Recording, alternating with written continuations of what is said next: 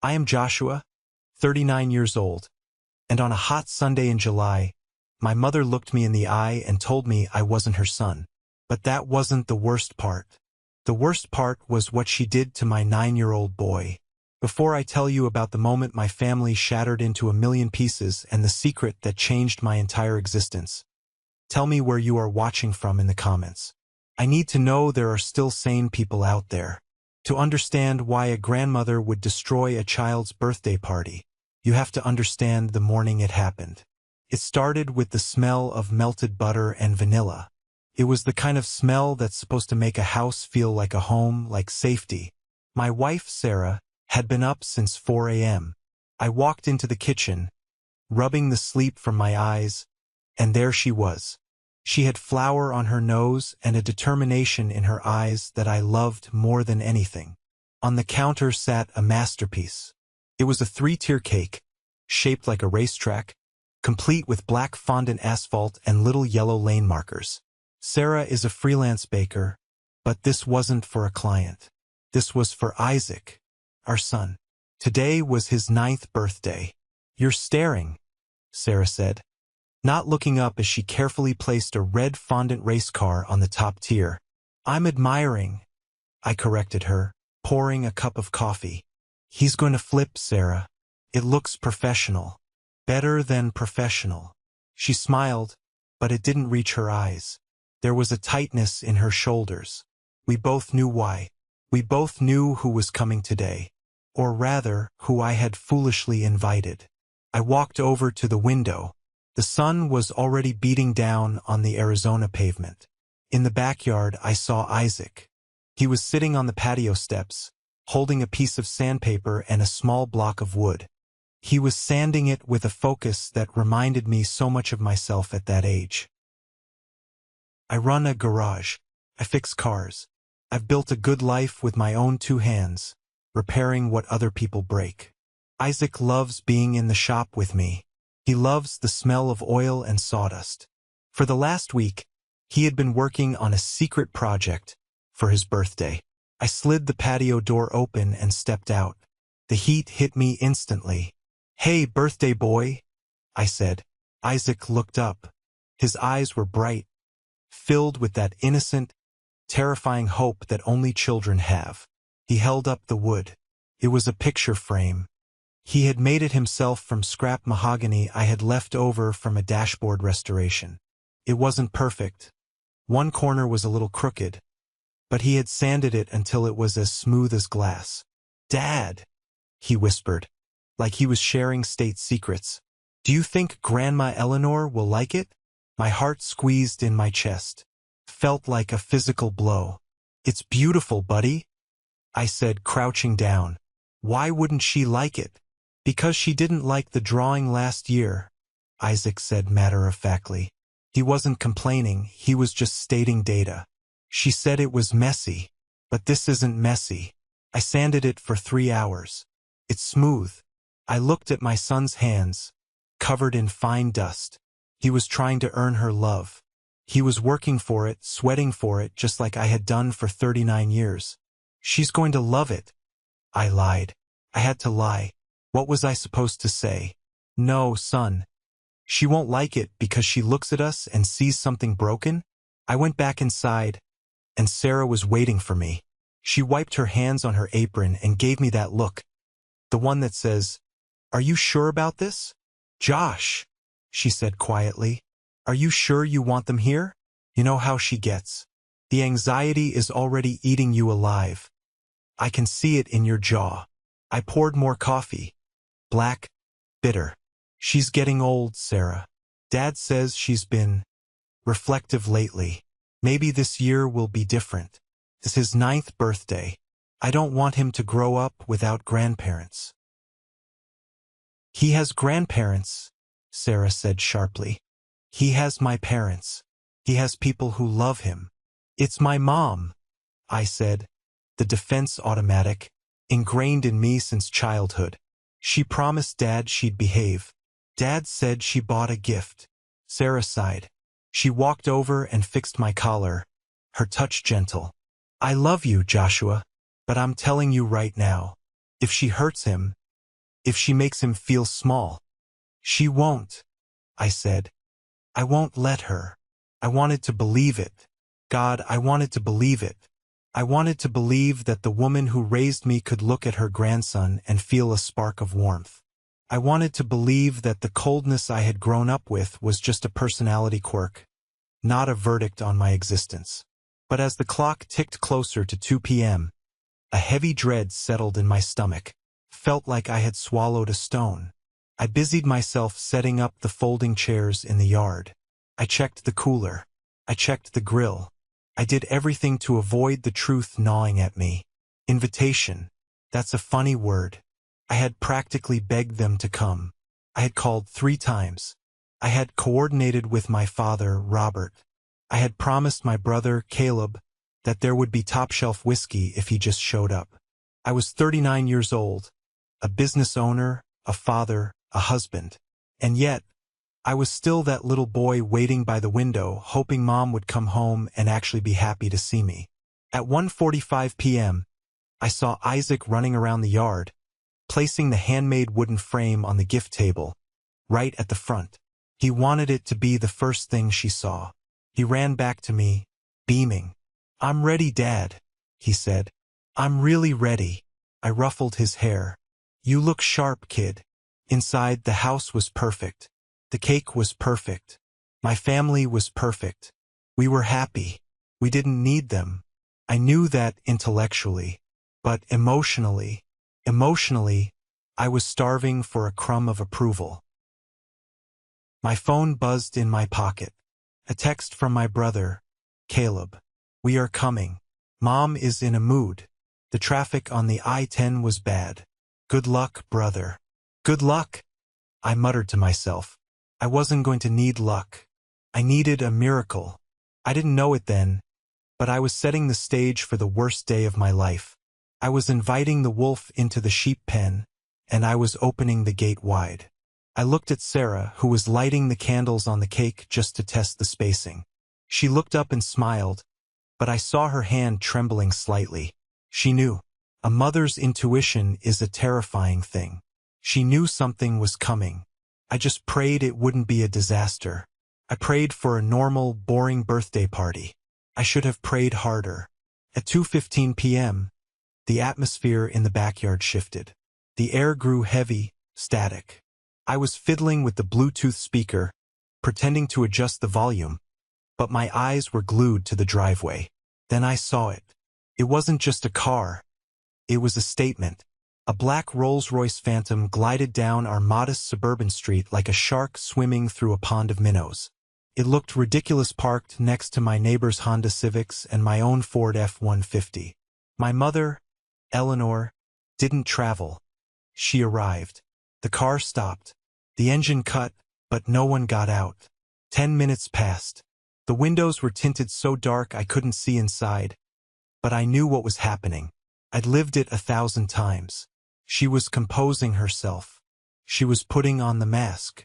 Or maybe she was berating my father. I walked out to the front porch, wiping my grease-stained hands on a rag out of habit. Even though I had scrubbed them raw an hour ago, I stood there, feeling like a valet at my own house. I stepped closer, intending to knock, when the window cracked open just an inch. The sound of their voices drifted out into the hot afternoon air. "Don't understand why I have to be here, Robert. It's sweltering." And the neighborhood.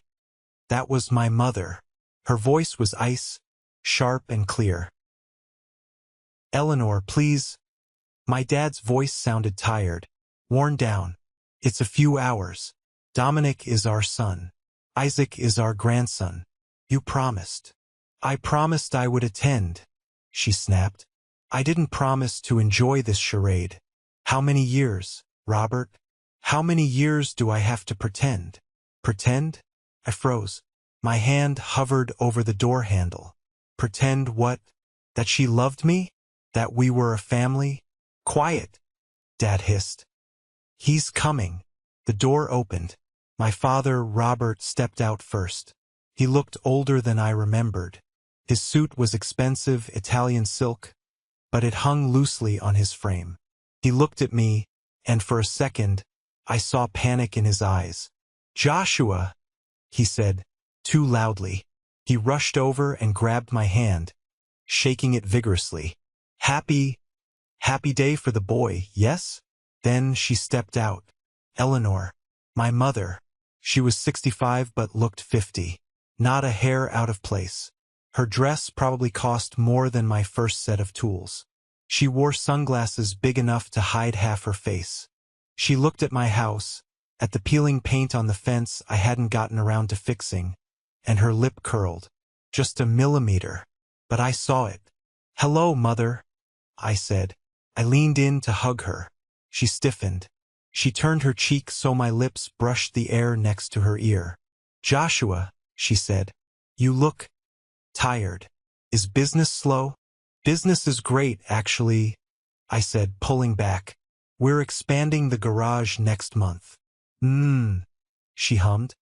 A sound that meant, "I don't believe you," and "I don't care" at the same time. "Where is the birthday boy?" "He's inside," I said. "He's really excited to see you." She adjusted her sunglasses.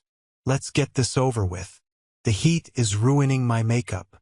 As we walked toward the backyard, memories hit me like a physical assault. Flashbacks. I was 16. I woke up on my birthday morning, running downstairs, expecting pancakes, expecting a card. There was nothing. Mom was drinking tea, reading a magazine. "Mom," I had asked, "it's my birthday." She hadn't even looked up. "Oh, is it? Well, we're busy today. We'll do something later." Later never came. 2 years later, for my brother Caleb's 16th, she rented out a country club. There was a band. There was a specialized cake from Paris. And there was a Porsche 911 with a red bow in the driveway. I shook my head, trying to clear the fog of the past. "Not today," I told myself. "Focus on Isaac." We walked into the backyard. Isaac was waiting. He had been watching through the sliding door. As soon as he saw them, he burst out. "Grandma! Grandpa!" He ran to them. He didn't notice her stiffness. He didn't notice the way she recoiled slightly as he approached with his sticky, excited hands. "Careful," she said sharply as he hugged her legs. "This is silk, Isaac. Silk stains." Isaac pulled back, confused. "Sorry, Grandma. I missed you." "Yes? Well?" She patted his shoulder with the tips of her fingers. Like she was touching a stray dog she didn't want to catch fleas from. "Happy birthday. You're growing." That was it. "No, I love you." "No, I missed you too." My dad stepped in, awkward as always. "Hey, champ. Look at you. Big 9. We got you something." He reached into his pocket. "Frank." Mom snapped. "Not now. We do gifts at the proper time. Don't spoil the schedule." Dad wilted. He put his hand back in his pocket. "Right. Later." I led them to the VIP table I had set up in the shade. The best spot. I got them iced tea. I got them appetizers. I served them like a waiter. "Where is your brother?" Mom asked, scanning the yard, ignoring the neighbors who were waving at her. "Caleb said he's on his way," I said. "Typical," she sighed, but her voice was fond. "He works so hard. You know, he just closed that merger? A multi-million-dollar deal. He's exhausted, poor thing." I clenched my jaw. I had just told her I was expanding my business, and she hadn't blinked. "Caleb closes a deal and he's a martyr." "Yeah, he's great," I said, the bitterness tasting like acid in my mouth. "He is," she agreed. "He's special." I walked away before I said something I would regret. I went over to Sarah, who was manning the grill. "How is it going?" she asked, flipping a burger with unnecessary force. "She told Isaac not to touch her dress," I whispered. Sarah's eyes flashed. "If she ruins this cake moment, Josh, I swear." "She won't," I said, trying to convince myself. "She's just settling in." But as I looked back at the table, I saw my mother take out her phone. She put in earbuds. At her grandson's birthday party. She was checking out. She was physically present, but emotionally, she was a million miles away. And Isaac? He was watching her. He was standing by the gift table, holding his wooden frame, waiting for her to look up. Just once. She didn't. The piece, if you could call it that, lasted about 20 minutes. Then the real show began. A low rumble shook the ground. It wasn't thunder. It was an engine. A bright yellow Lamborghini Urus turned the corner and roared into my driveway, parking right behind the Rolls-Royce, effectively blocking everyone else in. Caleb, the golden child. He stepped out wearing a polo shirt that cost more than my monthly mortgage payment. He looked like he had just stepped off a yacht. Behind him, his wife, Jessica, and their twin daughters, Sophie and Chloe, spilled out of the car. The twins were 7, dressed in matching designer outfits that looked like miniature versions of what my mother wore. "The party has arrived," Caleb shouted, spreading his arms wide. I watched from the grill. I saw my mother's reaction. It was like someone had flipped a switch. The bored, stone-faced woman sitting in the corner vanished. In her place was a beaming, radiant grandmother. She pulled the earbuds out. She stood up, something she hadn't done for me or Isaac, and practically ran across the grass. "Oh, my darlings!" she shrieked. "Sophie, Chloe." She dropped to her knees that were supposedly too bad to bend down to hug Isaac. She gathered the twins in her arms, kissing their cheeks, making fussing noises. "Look at you. You're beautiful. You look just like princesses." Isaac was standing right there. He was standing 3 feet away. He had taken a step forward when Caleb arrived, thinking maybe the greeting was for everyone. But he stopped. He watched his grandmother shower his cousins with affection, the kind of affection he had been starving for his entire life. "Hi, Grandma," Isaac said, his voice small. She didn't hear him, or she chose not to. She was too busy admiring Sophie's hair ribbon. "Caleb, darling." She looked up at my brother, her eyes shining. "You look tired. Are you eating enough? Did you bring the vitamins I sent?" "I'm good, Mom," Caleb laughed, tossing his keys to me without looking. "Catch, Josh. Don't scratch it." I caught the keys. My reflexes were good. My temper was fraying. "Happy birthday, Isaac," Caleb said, finally acknowledging my son. He reached into his back pocket and pulled out a crisp $100 bill. He handed it to Isaac. "Here, buy yourself something loud." It was a lazy gift, impersonal. But Isaac, being a kid, smiled politely. "Thanks, Uncle Caleb." "Where's the booze?" Caleb asked me, clapping me on the shoulder. "I need a stiff drink. Dealing with lawyers all week is a nightmare." "Cooler. By the tree," I said curtly. I watched them settle in. The dynamic was painfully clear. There was the royal family, Mom, Caleb, the twins, sitting in the shade, laughing, taking selfies. And then there were the rest of us, the servants, the audience. I walked over to the table to refill the chips. I heard Mom talking to the twins. "Grandma, look at my dance." Sophie twirled. "Bravo." Mom clapped. "You are a star. You are going to be a professional dancer, I can tell. It's in the blood. We have artistic blood." Isaac, emboldened by the applause, stepped forward. "Grandma, I made something too. I made a frame. From wood." He held it out. Mom glanced at it for a split second. Then she looked back at Chloe, who was merely standing there. "That's nice, Isaac," she said, her voice flat. "Sophie, do that turn again. Let me record it." "But Grandma," Isaac pressed, his voice trembling slightly. "I made it for you. For your house." She sighed. A loud, exaggerated sigh. She turned to me, her eyes cold behind the sunglasses. "Joshua, can you tell your son to give me a moment? I am trying to spend time with the girls. I haven't seen them in weeks." "You haven't seen Isaac in 6 months," I said, my voice rising. "Well, I'm here now, aren't I? She snapped. Don't be dramatic. It's a party. Let's not ruin it with your sensitivity. Sensitivity. That was her word for me. I was too sensitive. When I cried because she forgot to pick me up from soccer practice. I was too sensitive when I asked why Dad couldn't come to my graduation. I grabbed Isaac's shoulder and pulled him gently away. Come on, bud. Help me with the soda. Why doesn't she like it? Isaac whispered, clutching the wooden frame to his chest. She's just busy. I lied again. The lie tasted like ash. She's not busy, Isaac said. She's taking pictures. He was right. She was taking a dozen photos of the twins. Click, click, click, posing them, fixing their hair. Smile, my angels. That's it.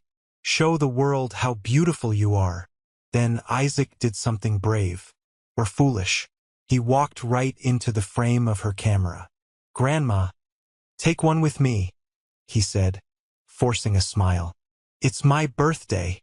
My mother lowered the phone. The smile vanished from her face. She looked at Isaac like he was a stain on her lens. Later, Isaac, she said. But you're taking them now, he argued. I said later. She raised her voice. I am busy. I am trying to get a good shot of the girls for my Facebook. You are blocking the light. Move. Move, she said, to a 9-year-old. On his birthday, I saw Isaac's face crumble. He stepped back, tripping over his own feet. He didn't cry. Not yet. But something in his eyes went dark. Sarah was suddenly beside me. She grabbed my arm, her nails digging into my skin. Joshua, she hissed, do something, or I will. Not yet, I said, though my blood was boiling. Let's do the cake. Let's just do the cake. Sing the song, and get them out of here. She is destroying him, Sarah said, tears in her eyes. Look at him. Isaac had retreated to the far edge of the yard, sitting under the old oak tree, holding his wooden frame. He looked so small. I know, I said. I know. I walked over to the main table. All right, everyone, I shouted, my voice sounding overly cheerful. Fake. Time for cake. Gather round. I needed to reset the mood. I needed sugar and song to fix this. I thought the cake would save us. I was wrong. The cake was the bomb, and I was about to light the fuse. The wind died down. The air in the backyard was thick, suffocating. It felt like nature itself was holding its breath. Sarah brought out the cake. It was magnificent. 3 tiers of chocolate and vanilla. The racetrack winding up to the top where a sugar glass trophy sat. 9 blue candles flickered on top. Whoa, Caleb said, actually looking impressed for a second. Nice work, Sarah. You should charge for this. I do, Sarah said coldly, placing the cake in the center of the table. Come on, Mom, Dad. I ushered them over. Front row for the birthday boy. Mom dragged her feet. She held her wine glass like a shield. She stood next to Dad, but she left a noticeable gap between herself and the table, as if she was afraid the frosting might jump out and attack her silk dress. Isaac climbed onto the chair. He looked down at the cake, and for a moment the magic returned. The fire of the candles reflected in his eyes. He smiled, a real smile. Okay, I said, clapping my hands. Big breath, deep breath. Sing loud. Everyone, we sang. Happy birthday to you. My voice was loud, trying to cover the silence from my mother. She wasn't singing. She was sipping her wine, looking at her watch. Dad was singing, but he was mumbling, looking at the ground. Caleb was singing, but he was checking his phone mid-verse. Happy birthday, dear Isaac. Sarah sang the loudest. Her voice was shaking, but it was fierce. She was singing protection over our son. Happy birthday to you. Yay! The neighbors clapped. Okay, Isaac, I said, placing my hand on his small back. Make a wish. A big one. The yard went quiet. This was the holy moment of childhood. The moment where anything is possible. Isaac closed his eyes. He stood there for a long time. 5 seconds. 10 seconds. The candles flickered. Wax dripped onto the black fondant road. "Come on, kid," Caleb muttered. "Ice cream is melting." Isaac opened his eyes. He didn't blow out the candles. Instead, he looked up. He looked past me, past Sarah, past his grandpa. He locked eyes with Eleanor. The silence stretched. A bird chirped somewhere, sounding strangely loud. "Well," Mom said, annoyed. "Blow them out. The smoke bothers me." Isaac took a deep breath. But he didn't blow. He spoke. "I wish." His voice was small, trembling, but clear enough for everyone to hear. "I wish Grandma didn't hate me anymore." The sound of a glass shattering broke the silence. Mrs. Higgins, our neighbor, had dropped her lemonade. But no one looked at her. Every eye was on Isaac, then on Mom. My heart stopped. I felt the blood drain from my face. I looked at Sarah. She had her hand over her mouth. Isaac wasn't done. He turned his whole body toward her. The tears finally spilled over, cutting tracks through the dust on his cheeks. "I see you," he said, his voice hitching. "I see you hug Sophie. I see you hug Chloe. You bring them presents. You never hug me. You never look at me." "Isaac!" Dad started, his voice weak. "No!" Isaac shouted. It was a cry of pure, unadulterated pain. "What did I do wrong? Grandma, tell me. I tried to be good. I made you the frame. I got straight A's like Dad said. Why don't you love me?" The air was sucked out of the yard. It was a vacuum of horror. Mom stood there. Her face went from pale to pink to a deep, ugly red. Her knuckles were white around her wine glass. "I love you," Isaac sobbed, wiping his nose. "I really do love you. I just want you to love me back." It was the most heartbreaking thing I have ever heard. My son, begging for the bare minimum. I stepped forward. The shock was wearing off, replaced by a cold, protective rage. "Mom," I said, my voice low. "Say something. Fix this. Now." She didn't look at me. She stared at Isaac. And then, she did the unthinkable. She laughed. It wasn't a happy laugh. It was a cruel, bitter, incredulous sound. Like a bark. "Love you," she said. Her voice was shaking, not with sorrow, but with fury. "You want me to love you?" She took a step toward the table. "Eleanor, stop," Dad warned, reaching for her arm. She shook him off. "No, I am done pretending.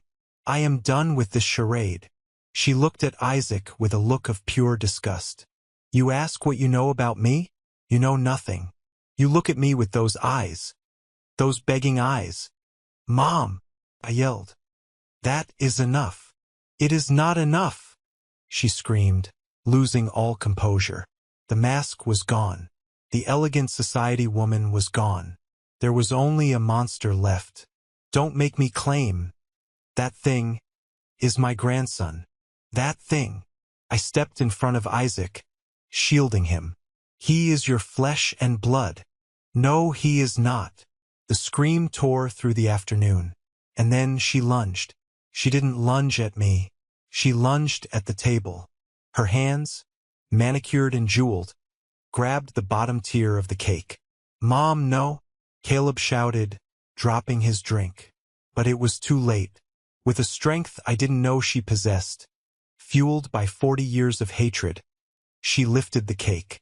The candles were still burning, and she threw it. Time slowed down. I saw the cake leave her hands. I saw the rotation of the tears. I saw the little red race car detach and fly through the air. I tried to move. I tried to jump in front of it. But I was too slow. Thwack. The sound was wet and heavy. The 3-tier cake slammed directly into Isaac's chest and face. The force of it knocked him backward off the chair. He hit the grass with a thud, buried under 5 pounds of frosting, sponge, and fondant. "Isaac!" Sarah screamed. For a second, there was absolute silence. Then the wailing started. Isaac wasn't crying from pain. The cake was soft. He was crying from the humiliation, the shock, the sheer violence of the rejection. He sat up, coughing, wiping blue frosting from his eyes. His new birthday shirt was ruined. His face was a mask of sugar and tears. I stood there, frozen, my brain unable to process what I had just witnessed. My mother had thrown a cake at a 9-year-old child. She stood over him, chest heaving. Frosting splattered her silk dress, her shoes, her face. She looked deranged. "You are not my grandson," she screamed, pointing a shaking finger at the boy on the ground. "You will never be my grandson. You have no right to call me grandma. What is wrong with you?" I roared. I shoved past the table, grabbing her by the shoulders.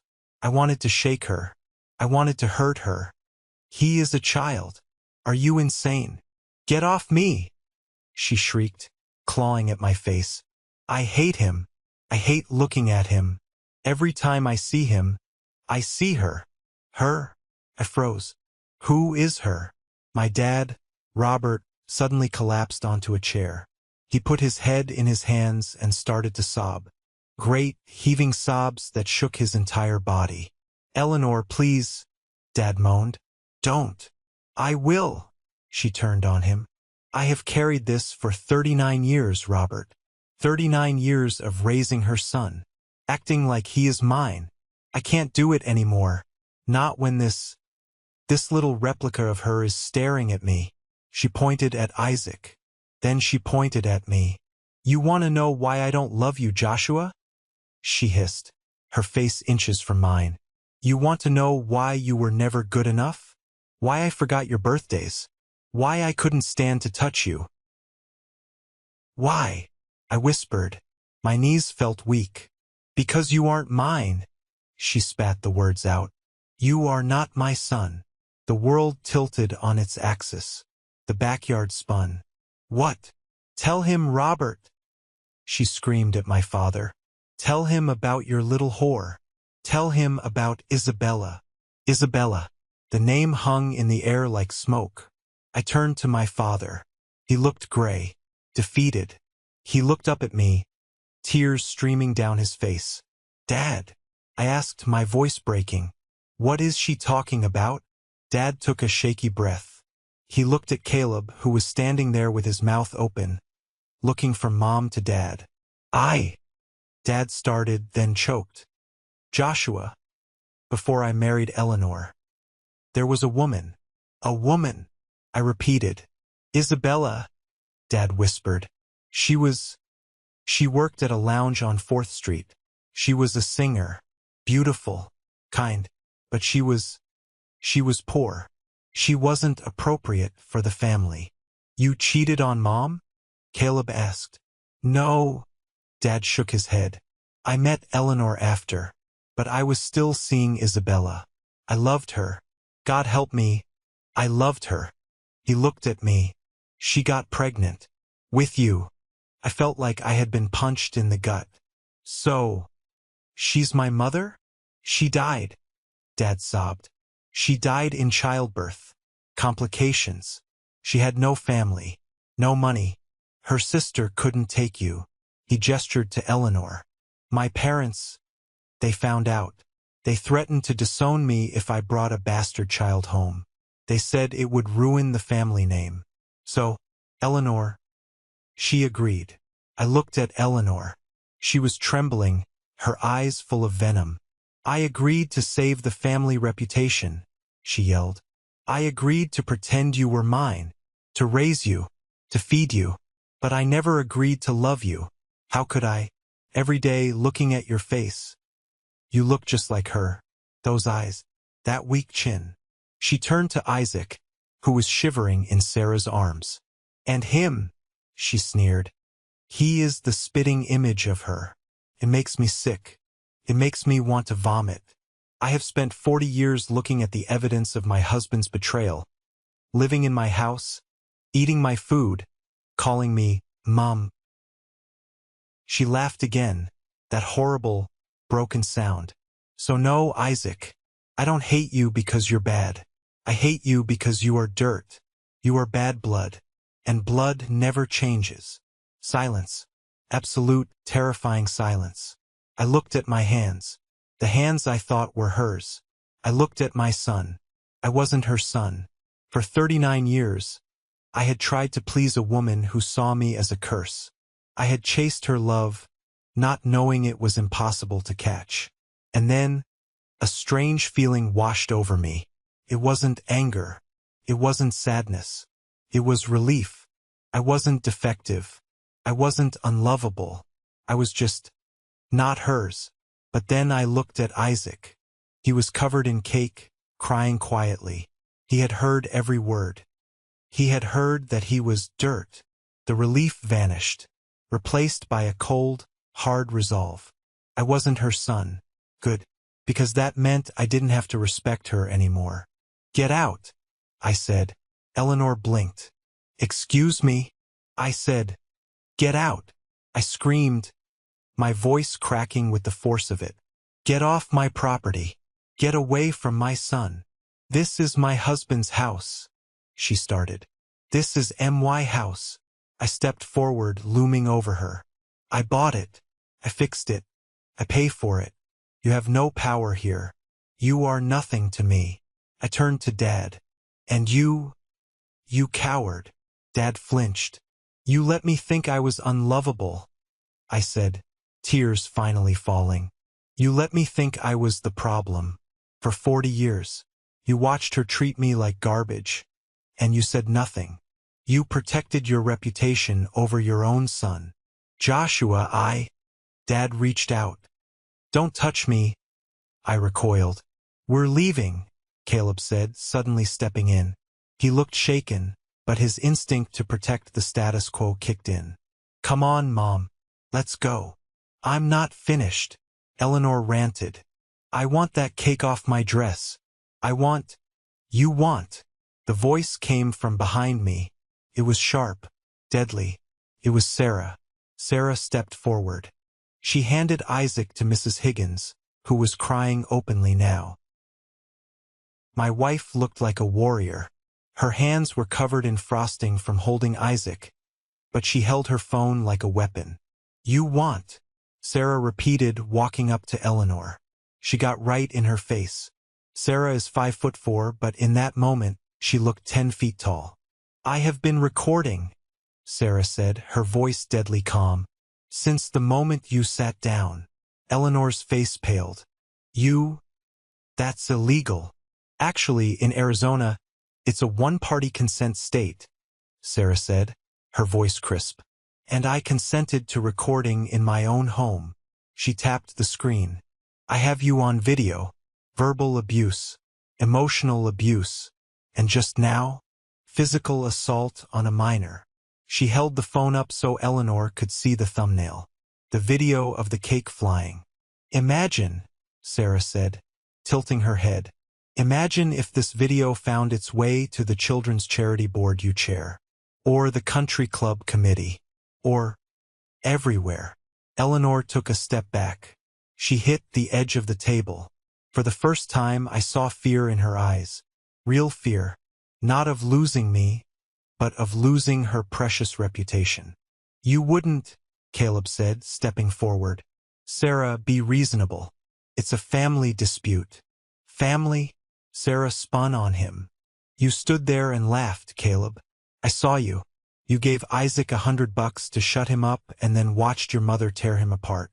You are complicit. She turned back to Eleanor. Here is what is going to happen, Sarah said. Her voice didn't waver.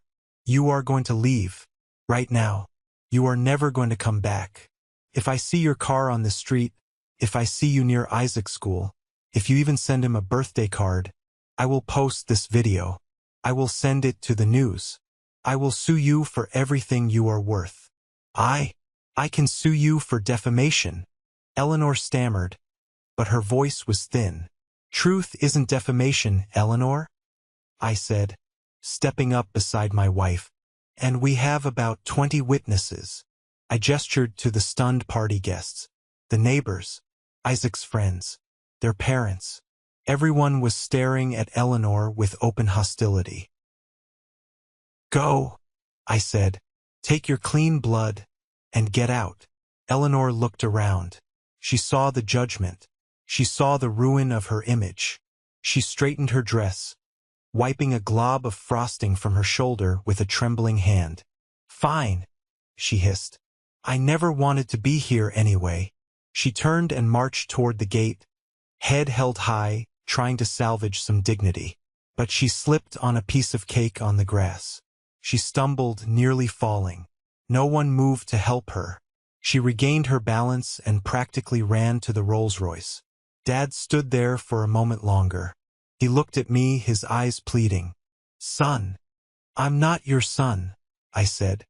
"You made that clear when you chose her over me. Go, before I forget that I was raised to be a gentleman." He lowered his head.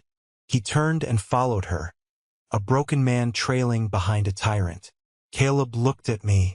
He jingled his keys. "Josh, look, about the inheritance." "Inheritance?" I laughed. It was a dry, hollow sound. "You think I care about the money? Keep it, Caleb. You'll need it to pay for your therapy." "You're making a mistake," Caleb said. "You're cutting yourself off."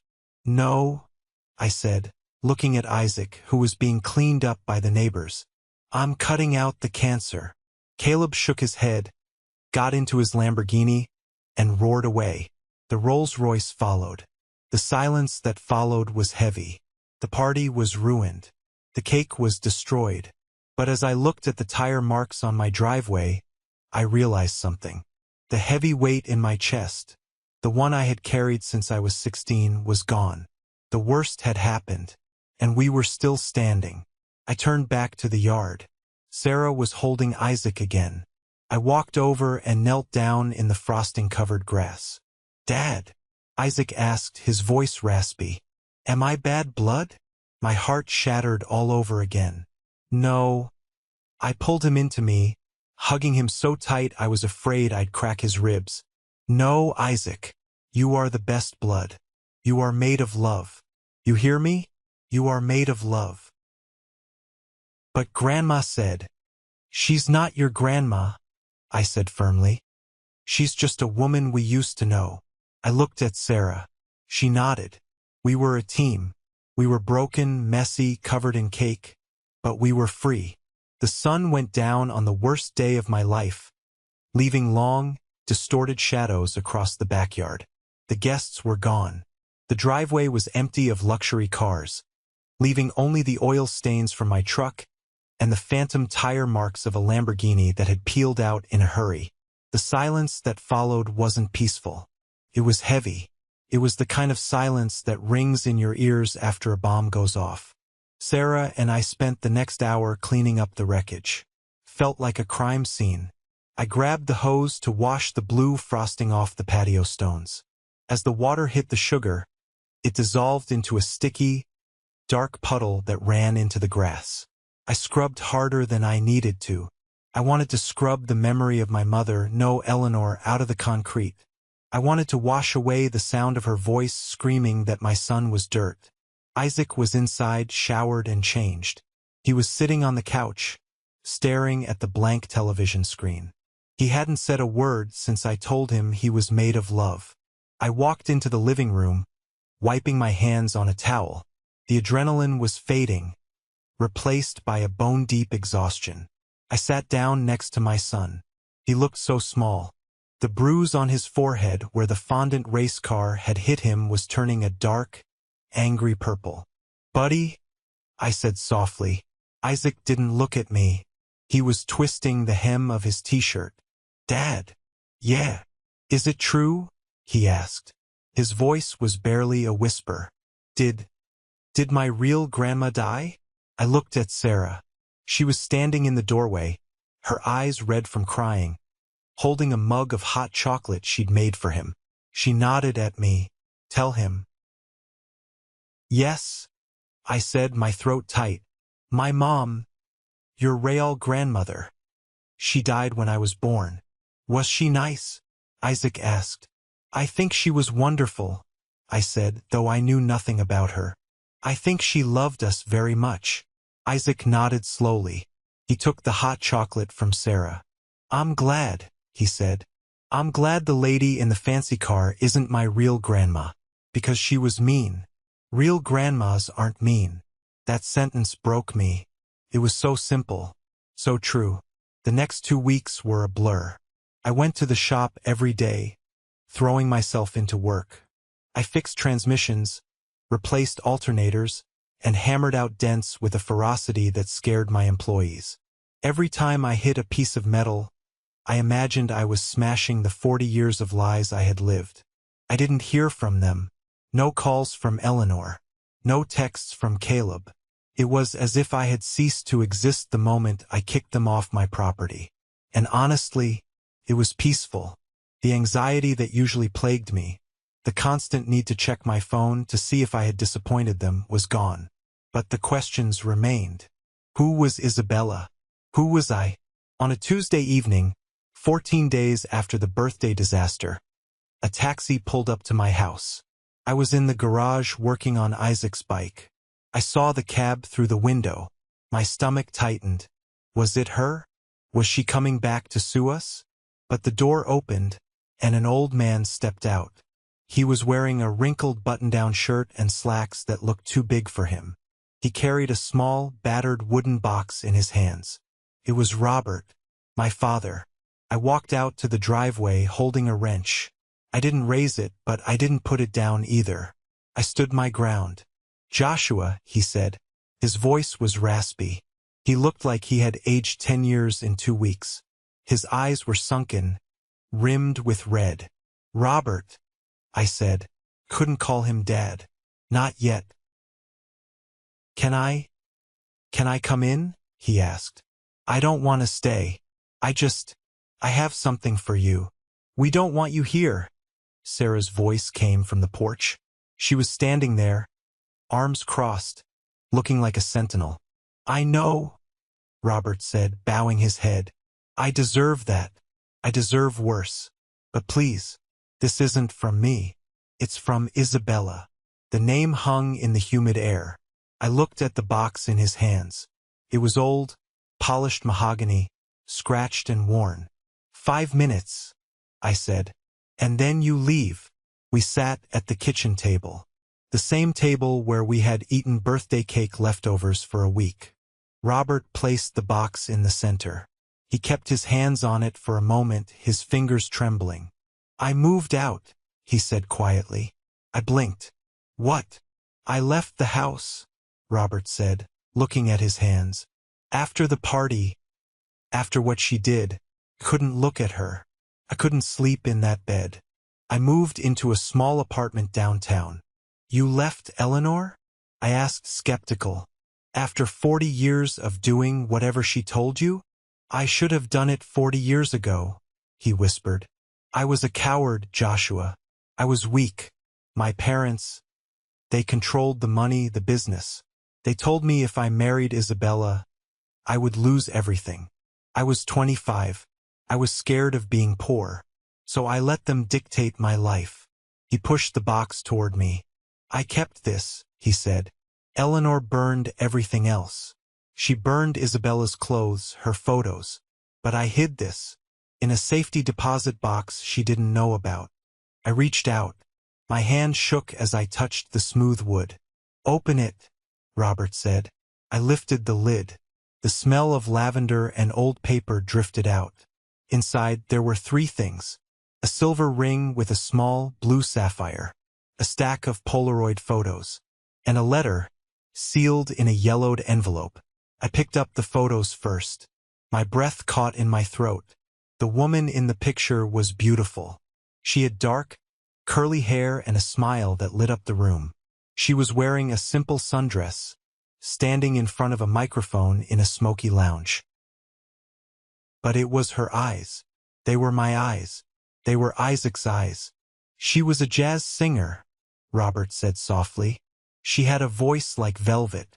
She didn't have much money, but she was rich in spirit. She laughed loud. She loved hard. I flipped to the next photo. It was her, heavily pregnant. She was holding her belly, looking down at it with an expression of such pure, unadulterated love that it made my chest ache.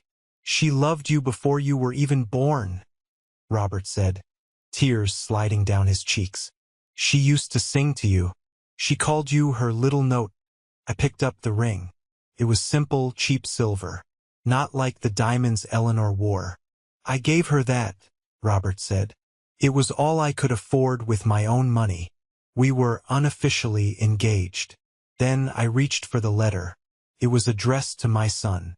"Read it," Robert urged. I opened the envelope. The paper was brittle.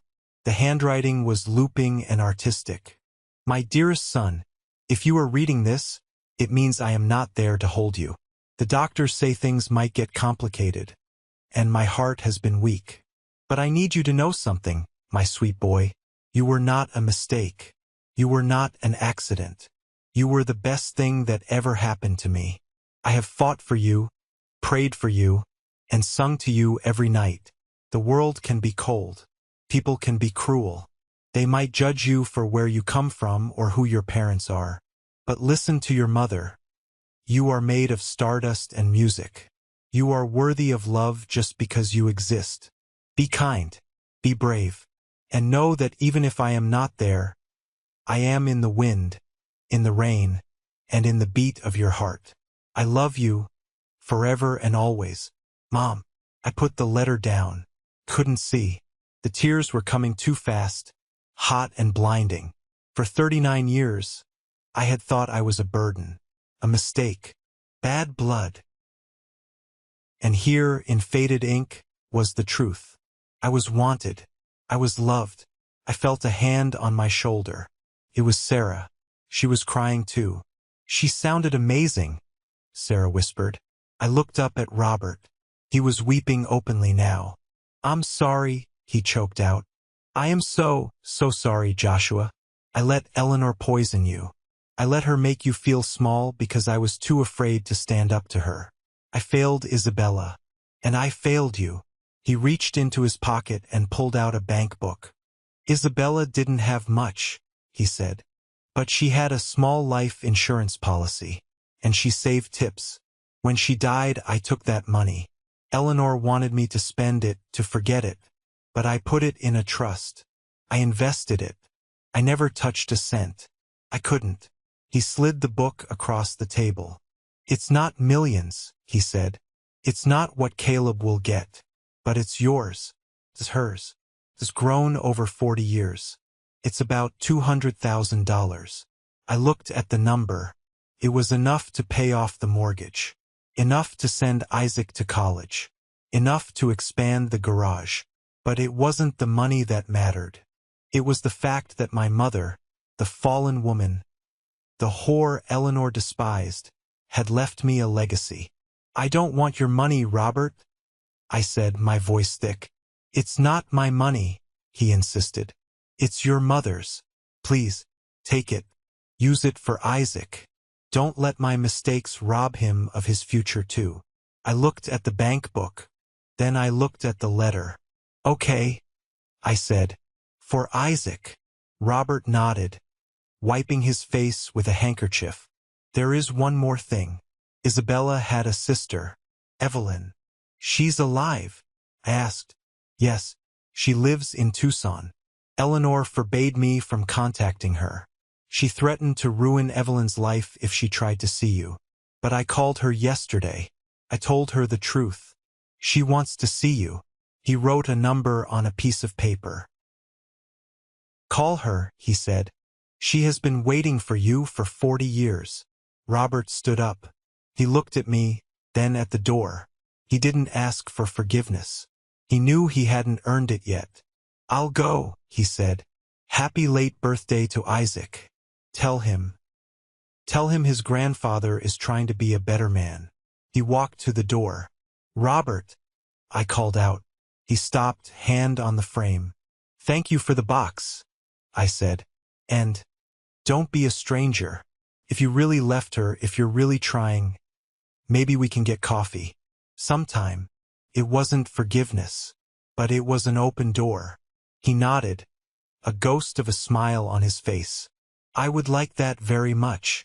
The next Sunday we drove to Tucson. Evelyn lived in a small, colorful house filled with plants and wind chimes. When I stepped out of the truck, she ran out the door. She was older than the woman in the photos, her hair gray, but the smile was the same. She didn't shake my hand. She didn't hesitate. She grabbed me and pulled me into a hug that smelled like sage and rain. "Oh my God!" she sobbed into my shoulder. "Oh, Joshua, you have her eyes. You have her eyes." We sat on her porch for hours. She told me stories about Isabella, how she burned toast, how she laughed at bad jokes, how she loved to dance in the rain. I wasn't the bastard son of a shameful secret anymore. I was the nephew of a woman who loved me. I was the son of a woman who sang to me. Isaac sat on the floor, playing with Evelyn's cat, listening to stories about his real grandma. "She would have loved you, Isaac," Evelyn told him. "She would have spoiled you rotten." "I know," Isaac said, smiling. "She sent me a letter." Driving home that night, the desert sky was full of stars. Sarah was asleep in the passenger seat, her hand resting on my arm. Isaac was snoring in the back. I looked at the road ahead. The bitterness was fading. The anger at Eleanor was still there, but it was smaller now. It was like a stone in my shoe rather than a boulder on my chest. I had a past. I had a legacy. And for the first time in 39 years, I knew exactly who I was. 6 months later, the sound of an air compressor hissing is music to my ears. I wiped the grease from my hands and looked out over the shop floor. Joshua's Auto Repair had a new sign out front. It was bigger, brighter. Underneath, in smaller letters, I had added EST 2005, family owned. And I meant real family. The trust fund from Isabella had changed things. We didn't buy a Lamborghini. We didn't move into a mansion. We paid off the house. We started a college fund for Isaac. And we expanded the shop. I hired 2 new mechanics, good guys who needed a break, just like I did. Business was booming. Word had gotten out, not about the scandal but about the quality of our work. Turns out, when you treat people with respect and fix their cars honestly, they come back. I walked into the office. Sarah was there, managing the books. She looked up and smiled. A real, relaxed smile. The tension that used to live in her shoulders was gone. "Hey boss," she teased. "Mr. Sterling just called. He wants to know if you can look at his vintage Jaguar. He says he doesn't trust the dealership." Mr. Sterling was one of the wealthiest men in town. He used to be friends with Eleanor. "Tell him to bring it in," I said. "But tell him there's a 2-week wait list." Sarah laughed. "I love saying that." I looked at the calendar on the wall. It was January, Isaac's half-birthday. "How's the kid?" I asked. "He's good," Sarah said, her voice softening. "He got an A on his history project. And he asked if Grandpa Robert could come to his soccer game on Saturday. And I told him yes," Sarah said. "Robert has been consistent." It was true. My father, my real father, the one who was emerging from the shadow of Eleanor, showed up. He lived in a small apartment, drove a used Toyota I had helped him pick out, and he looked happier than I had ever seen him. He came to dinner every Sunday. He didn't bring expensive gifts. He brought stories. He brought presents. He was learning how to be a dad at 70 years old. We still didn't talk much about Eleanor. But news travels fast in a small town. Rumors swirled. I heard from a parts supplier that the Rolls-Royce was rarely seen these days. Eleanor had become a pariah. The video Sarah threatened to release never went public. We didn't need to be that cruel. But the truth has a way of leaking. The neighbors talked. The party guests talked. People knew what she had done. They knew she had thrown a cake at a child. And in polite society, abuse is tolerated only until it becomes public embarrassment. The charity boards quietly asked her to step down. The ladies who lunch stopped inviting her. And Caleb? The golden child? He was miserable. With Dad gone, the full weight of Eleanor's controlling nature fell on him. I saw him once at the gas station. He looked tired. He was driving the Lamborghini, but he looked like he was driving a hearse. "Hey, Josh," he had said, looking at his feet. "Caleb," I nodded. She's getting worse," he muttered. "She calls me 10 times a day. She screams if I'm 5 minutes late. She's lonely, Josh. She asks about you." "She doesn't ask about me," I corrected him. "She asks about her property. She wants to know if she can control me again." Caleb sighed. "Yeah, probably. You're lucky, you know? You got out." "I didn't get out, Caleb," I said, putting the nozzle back in the pump. "I was pushed, and it was the best thing that ever happened to me." I drove away, leaving him there with his golden shackles. I felt a pang of pity, but not guilt. Never guilt. That evening we decided to celebrate. No big party. No guests. Just the 3 of us. We went to the grocery store